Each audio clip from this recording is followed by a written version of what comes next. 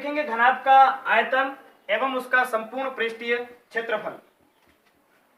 जैसे ये एक चौक का डिब्बा है, ये चौक का डिब्बा एक घनाभाकार है। घनाभ जिसके अंदर 6 आयताकार फलक होते हैं, घनाभ के 6 फलक होते हैं और 6 प्रत्येक फलक आयताकार होते हैं और आमने सामने के फलक होते हैं वो बराबर होते हैं। जैसे ये एक घनाभाकार चौक का डिब्बा मैं तुम्हारे को दिखा रहा हूं। इस चौक के डिब्बे को देखिए, इसके अंदर 6 फलक दिए, 1 2 3 4 5 और 6, इसके अंदर 6 फलक हैं और यानी कि 6 आयत हो गए। 6 आयत जुड़ करके एक घनाभ बनाते हैं। जब इसका संपूर्ण पृष्ठीय क्षेत्रफल अपने को ज्ञात करना होगा तो इन 6 आयतों का क्षेत्रफल अपन ज्ञात करेंगे। रही बात आयतन की, आयतन से तात्पर्य है कोई वस्तु कितनी जगह को घेरती है। आयतन से तात्पर्य होता है कोई वस्तु कितनी जगह को घेरती है। जैसे पानी की टंकी है, उसके अंदर कितना पानी आता है। जैसे ये चौक का डिब्बा है, इसके अंदर कितनी चौक आएगी। जैसे ये चौक का डिब्बा है तो इसके अंदर कितनी चौक आएगी, ये इसका आयतन हो जाएगा। तो आइए अपन डायरेक्टली क्वेश्चन पे जाते हैं। उससे पहले एक छोटी सी बात में, जैसे फॉर्मूले जनरेट कैसे होते हैं वो भी साथ साथ में बता देता हूं। जैसे इसका आयतन ज्ञात करना होगा तो आयतन पहले तो ये नीचे वाला आधार ज्ञात करेंगे, आधार का क्षेत्रफल ज्ञात करेंगे। और आयत है तो आधार का क्षेत्रफल क्या होता है, लंबाई इंटू चौड़ाई। और इसके साथ साथ इस आधार पे तो सारी चीजें आएगी, जो भी चीज इसके अंदर इसका स्थान घेर रही है, जो भी चीज रखेंगे इस आधार पे ही तो रखी जाएगी। और जब वो सारी चीजें जब इस आधार पे रखी जा रही है तो किस ऊंचाई तक रखी जा रही है, इस ऊंचाई तक रखी जाएगी। तो यानी ये हो जाएगी इसकी ऊंचाई, लंबाई चौड़ाई और ऊंचाई हो गया घनाभ का आयतन। घनाभ का आयतन बराबर लंबाई गुणा चौड़ाई गुणा ऊंचाई। अब मान लो आयतन दिया हुआ है, लंबाई दी हुई, आयतन के साथ लंबाई चौड़ाई दी हुई है, ऊंचाई नहीं दी हुई है। अगर ये चीज दी हुई है, एक दी हुई है, दो नहीं दी हुई है, दो चीजों का, जो चीजें दी हुई है उसका ट्रांसफर कर दो अपने आप। जैसे मान लो ऊंचाई दी हुई नहीं है, लंबाई चौड़ाई पक्षांतरण करेंगे और पक्षांतरण का नियम कहता है कि गुणा की संख्या है इधर आ जाएगी, भाग में बदल जाएगी। अब जैसे मान लो ऊंचाई ज्ञात करनी है, आयतन दिया हुआ है तो ऊंचाई बराबर आयतन, आयतन के बट्टे में अपन भाग दे देंगे लंबाई गुणा चौड़ाई का। चौड़ाई ज्ञात करनी है तो चौड़ाई इधर ले आओ, ऊंचाई इधर ले आओ। लंबाई ज्ञात करनी है तो लंबाई को इधर ले आओ, ऊंचाई को इधर ले जाओ।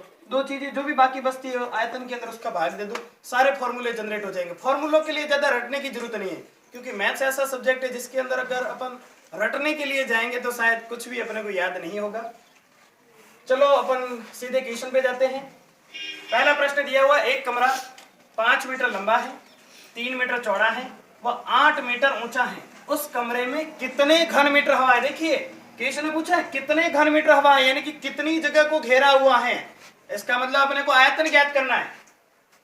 और उसके बाद इस क्वेश्चन के साथ में क्वेश्चन है घनाभ का संपूर्ण पृष्ठीय क्षेत्रफल। घनाभ के जो बाहर 6 पृष्ठ हैं, 6 पृष्ठों का अपने को क्षेत्रफल ज्ञात करना है। आइए क्वेश्चन करते हैं। पहले जो चीजें दी हुई है क्वेश्चन के अंदर, पहला काम होता है जो क्वेश्चन के अंदर चीजें दी हुई है, जो जो संख्या दी हुई है उनको अपने लिखना है। पहला दिया कमरे की लंबाई, कमरे की लंबाई, कमरे की लंबाई दी हुई है 5 मीटर। उसके बाद चौड़ाई, कमरे की चौड़ाई दी हुई है 3 मीटर। और उसके बाद ऊंचाई, कमरे की ऊंचाई दी हुई है 8 मीटर, ऊंचाई 8 मीटर। अब क्वेश्चन क्या कह रहा है, उस क्वेश्चन पे जाइए। उस कमरे में कितने घन मीटर हवा है, कितने घन मीटर हवा है, यानी कितनी जगह को घेर रहा है। अब कितनी जगह को घेरता है उसे अपन आयतन कहेंगे। और अभी अपन ने, मैंने बताया था कि आधार, आधार का क्षेत्रफल ज्ञात करो, आयतन बराबर, पहले देखिए जो भी चीजें, जो भी हवा भरी हुई है, जो भी चौक वॉक, जो भी चीजें भरी हुई है किसी चीज के अंदर, तो वो किसके ऊपर आएगी, इसी आधार के ऊपर तो आएगी। और जब इस आधार के ऊपर है तो पहले इस आधार का क्षेत्रफल ज्ञात करेंगे। और आधार का क्षेत्रफल क्या होता है, आयत है। आयत का क्षेत्रफल क्या हो जाएगा, लंबाई गुणा चौड़ाई। अब इस पे हवा भरी हुई है, चौक भरी हुई है, जो भी चीजें भरी हुई है, इसके अलावा कितनी ऊंचाई तक भरी हुई है, ये हो जाएगा इसका आयतन। ये इसके ऊपर तो भरी हुई है, जैसे कोई चीज है इसके ऊपर भरी हुई है, लेकिन किस ऊंचाई तक भरी हुई है, इसके ऊपर किस ऊंचाई तक भरी हुई है, ये साथ में इसका मल्टीप्लिकेशन करेंगे तो पूरी जगह आ जाएगी कि कितनी जगह घेरती है। यानी कि इसके साथ में अपने को गुणा करना है ऊंचाई का। आयतन का फॉर्मूला हो जाएगा लंबाई गुणा चौड़ाई गुणा ऊंचाई। अब बहुत बहुत ही सरल है, बस आयतन घनाभ का आयतन कर लो गुणा लंबाई कितनी दी हुई है 5 मीटर, चौड़ाई दी हुई है 3 मीटर और ऊंचाई दी हुई है 8 मीटर। 5 तिया 15, 15 को 8 से गुणा करेंगे आ जाएंगे 120।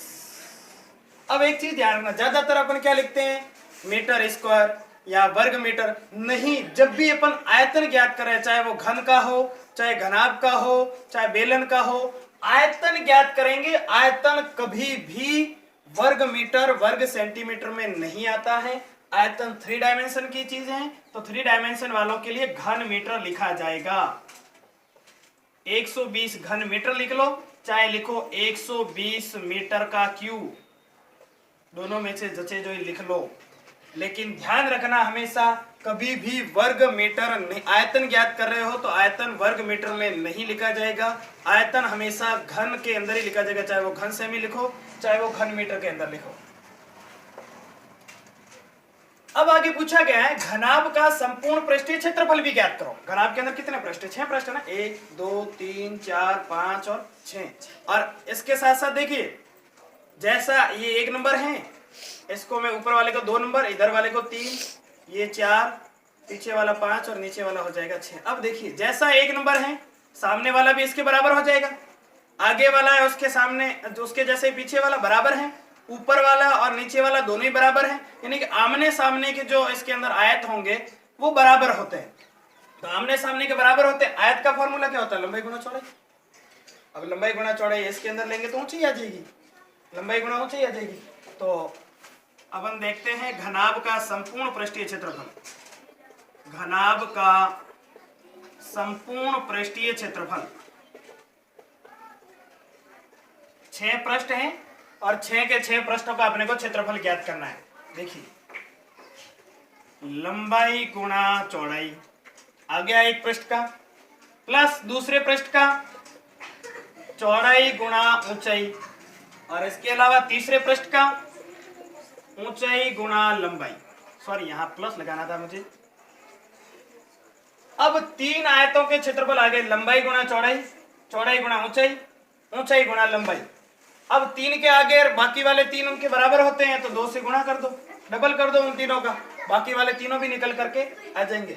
अरे ज्यादा याद नहीं रहे तो ये लंबाई चौड़ाई ऊंचाई, पहले इसको फिर टिस्को और फिर ऐसे कर दो, ऊपर नीचे वाले को ऊपर वाले से डिस्को, इसको टिस्को डिस्को कर लो, तीनों को आपस में गुणा हो जाएगा, बीच में जोड़ का निशान लगाना है।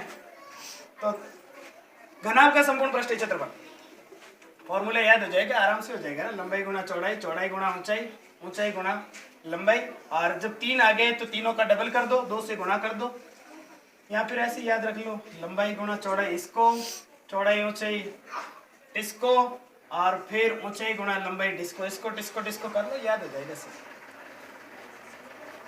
2 की जगह 2, लंबाई कितनी दी हुई है 5 मीटर, उसके बाद चौड़ाई, चौड़ाई दी हुई 3 मीटर, प्लस चौड़ाई गुणा ऊंचाई, चौड़ाई गुणा ऊंचाई 8 गुणा 3, प्लस ऊंचाई गुणा लंबाई, ऊंचाई 8 और लंबाई दी 5, 8 गुणा 5।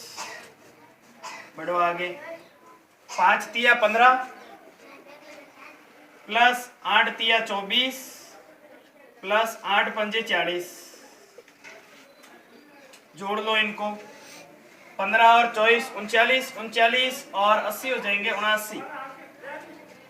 और अब इसको कर लो 2 से गुणा, 2 में 18, 8 हासिल के, 1 14 और 1 15, 158। हमेशा जब भी क्षेत्रफल ज्ञात किया जाएगा तो वो घन मीटर में नहीं वर्ग मीटर में आएगा। वर्ग मीटर लिख लो या फिर लिख लो मीटर का स्क्वायर। ठीक है, मुझे आशा है कि ये क्वेश्चन आपको बड़ी अच्छे ढंग से समझ में आया होगा। इसके अलावा अगर मान लो इसी क्वेश्चन के साथ में ऐसा पूछा हो कि इस कमरे के अंदर कितने लीटर पानी आएगा, इसी को साथ में जोड़ लेते हैं। जैसे क्वेश्चन, कमरे में कितने लीटर पानी आएगा, कमरे में कितने लीटर पानी आएगा। अगर कमरे के अंदर पानी भरा जाना है तो कमरे में कितने लीटर पानी आएगा।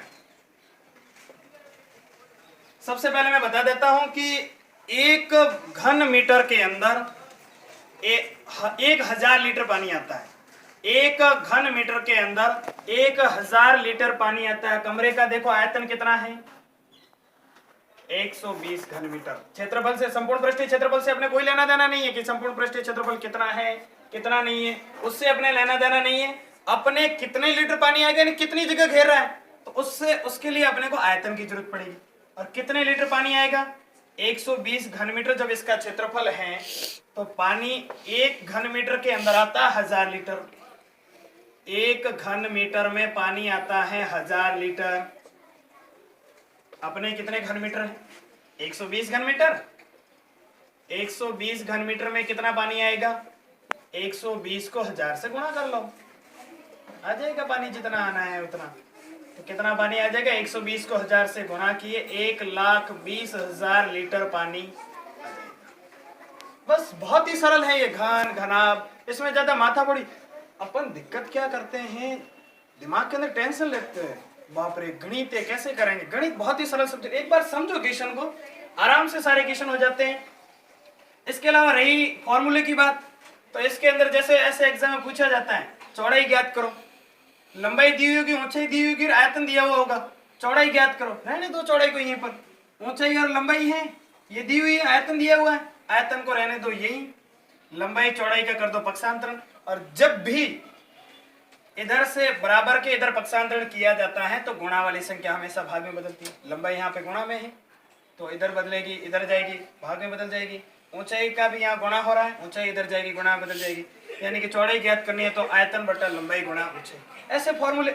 इसके अंदर भी देख लो, भले चौड़ाई नहीं दी हुई है तो चौड़ाई की जगह एक्स रख लो, चौड़ाई नहीं दी हुई होगी तो संपूर्ण पृष्ठीय क्षेत्रफल दिया हुआ होगा। तो ज्यादा दिमाग के ऊपर लोड लेने की जरूरत नहीं है। और शायद मैं कोशिश करूंगा कि 9th 10th 11th 12th इसके साथ साथ पुलिस के अंदर, RS के अंदर जितनी भी मैथ्स आती है मैं सारे वीडियो बहुत ही जल्द अपलोड कर दूंगा।